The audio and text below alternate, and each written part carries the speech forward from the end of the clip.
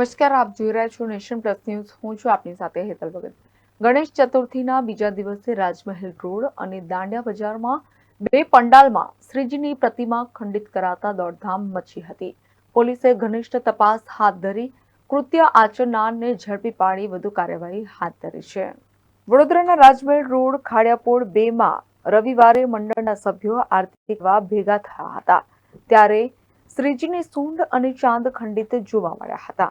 જો કે હોબાળો ન થાય તે માટે તેમણે તાત્કાલિક કારીગર બોલાવી મૂર્તિ રિસ્ટોર કરાવી હતી. ત્યારબાદ નજીકની દુકાનના સીસીટીવી તપાસતા જાણવા મળ્યું કે કીર્તિસ્તંભ તરફથી આવેલો યુવક પંડાલમાં ઘૂસ્યો હતો અને 6 મિનિટ બાદ શ્રીજીનું ડમરું લઈ બહાર નીકળ્યો હતો. બીજી બાજુ દાંડિયા બજારના રણછોડ યુવક મંડળના સભ્યો આરતી કરવા ભેગા થયા હતા. ત્યારે સ્થાપનાની મૂર્તિ તેના સ્થાને હતી નહીં અને મોટી મૂર્તિનો એક હાથ ખંડિત હતો, જેથી મંડળે ખંડિત મૂર્તિનું વિસર્જન કરી નવી મૂર્તિનું સ્થાપન કર્યું હતું. બંને ઘટના અંગે પોલીસને જાણ કરાતા તેની સંવેદનશીલતા જોઈ તપાસ હાથ ધરી હતી. પોલીસે સીસીટીવી તપાસતા 5 સ્થળોના સીસીટીવીમાં એક શંકાસ્પદ યુવક દેખાયો હતો, જેથી તેની શોધખોળ કરતા તે નવાપુરાના ગોદડિયા વાસમાં રહેતો કૃણાલ ગોદડિયો હોવાનું જાણવા મળ્યું હતું. પોલીસે અલગ અલગ ટીમો બનાવી કૃણાલને ઝડપી પાડ્યો હતો.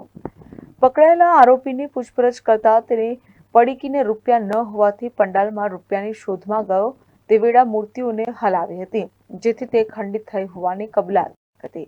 પોલીસની પ્રાથમિક તપાસમાં આરોપી માનસિક રીતે અસ્થિર હોવાનું સામે આવ્યું છે. આજ રોજ લગભગ 2 વાગ્યાની આસપાસ રાવપુરા પોલીસ સ્ટેશનમાં કેટલાક લોકોએ આવીને અરજ કરેલ કે અમારે ત્યાં ગણપતિની જે મૂર્તિ બેસાડવામાં આવેલ છે તે ખંડિત થયેલ છે. એટલે આ મામલો થોડો સેન્સિટિવ જણાવતા રાવપુરા પોલીસ સ્ટેશનના પીઆઈ શ્રી, એસીપી સિટીઝન, હું પોતે અને ઝોન 2 સોની સર તરત જ રાવપુરા પોલીસ સ્ટેશને આવી ગયા હતા અને ત્યાંથી પંડાલની વિઝિટ કરી હતી. વિઝિટ કરતાં અમને જાણવા મળેલ કે ત્યાં જે ગણપતિજીની મૂર્તિ છે એની સૂંઢ ખંડિત થયેલ છે અને એ દરમિયાન વાતોમાં જાણવા મળેલ કે બીજા બી એક જય રણછોડ યુવક મંડળ દાંડિયા બજાર તેમજ પ્રગતિ યુવક મંડળ દાંડિયા બજાર ત્યાં પણ કંઈક આવી ઘટના બનેલ છે. તરત જ અમારા ઝોન સરની એલસીબી ટીમ તેમજ રાવપુરા પોલીસ સ્ટેશનની ડિસ્ટાફને આ કામે લગાડેલ હતા અને જે સીસીટીવી ફૂટેજ છે તે ચેક કરવા તરત રવાના કરેલ હતા.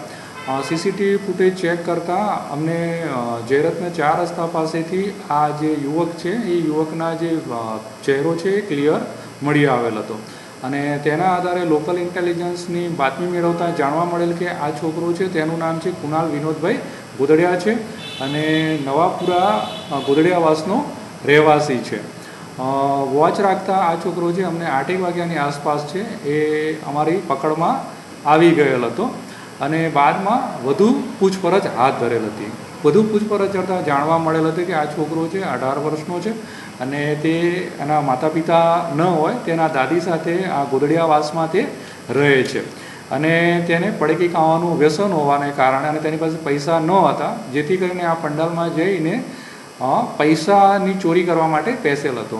પરંતુ એને એમ હતું કે આ મૂર્તિના જે તળિયાના ભાગમાં છે આ લોકો પૈસા છુપાવતા હોય, જેથી કરીને એ મૂર્તિ ઊંચી કરીને એ જોવા ગયેલ તો એ મૂર્તિ ઇમ્બેલેન્સ થતાં એ ખંડિત થયેલ હતી. આ સિવાય એ જય રણછોડ યુવક મંડળ છે ત્યાં ગયેલ હતો, ત્યાં પણ આ જ રીતે અને ત્યાં પ્યોર માટીના ગણપતિ બેસાડેલા હોવાને કારણે એને મિસહેન્ડલ થતાં એનો હાથ છે એ તૂટી ગયેલ હતો અને ત્યારબાદ એ પ્રગતિ યુવક મંડળમાં ગયેલો હતો અને ત્યાંથી એણે ત્યાં જે તાંબાના કળશ છે અને તાંબાના દીવા છે અને લાઇટો છે એ બધી ચોરી કરી અને ત્યાં જ જે લકડી પુલ છે ત્યાં એણે કંઈક છુપાવી દીધેલા હતા.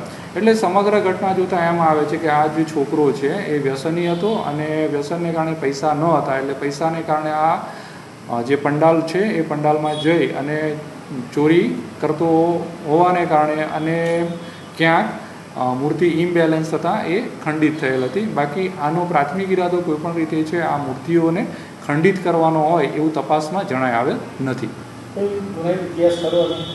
હા, આમાં ચોરી કરવાની આદતવાળો છોકરો જણાય આવેલ છે. અગાઉ પણ એણે કંઈક આરપીએફ જે છે રેલવે પ્રોટેક્શન ફોર્સ એમાં 2 થી 3 મહિના પહેલાં ચોરી કરેલ હોવાનું જણાય આવેલ છે. હાલ શું મુદ્દામાલ એના પાસે કબજે કરવામાં એણે છે ચોરી કરેલ મુદ્દામાલ છે જે 3 તાંબાના કળશ છે, બીજું છે ત્યાં પિત્તળની જે દીવાબત્તી છે, બીજું LED લાઇટ છે, એ બધું છે એણે જ્યાંથી છુપાયેલ હતું ત્યાંથી અમે મેળવેલ છે. હાલ આ એકલો જ છે કે એના જોડે કોઈ શારીરિક કે એવું કંઈ ના, આ સિંગલ છોકરો છે અને એ જે વ્યસન છે એ વ્યસનને કારણે ચોરી કરતો હોય એવું અમારી તપાસમાં જાણવા મળેલ છે. પોલીસ હવે કોઈ આગળની કોઈ દિશામાં તપાસ કરવાની કરી?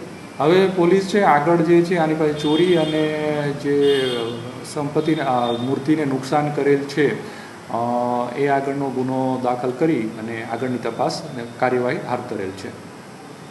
કેમેરામેન નોનિત પ્રવીણ સાથે Satyam Nivaskar, Nation Plus News, Vadodara.